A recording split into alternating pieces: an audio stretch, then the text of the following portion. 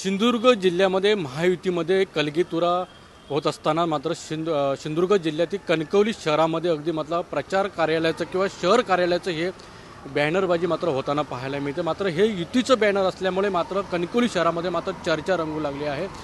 खरोखरच बाबा महायुती खरोखर झाली आहे का, यामध्ये अशी संभ्रम अवस्था असताना हे बॅनर लागल्यामुळे आणखी सध्या कणकवली शहरात ही मात्र चर्चा रंगू लागली आहे।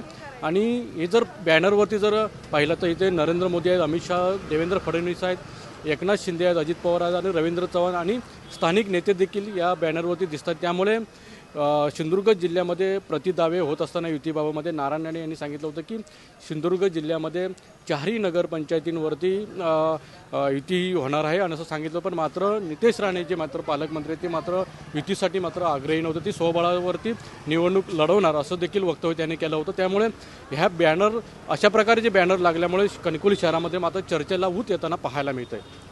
अनंत पातळे, TV9 मराठी, सिंधुदुर्ग।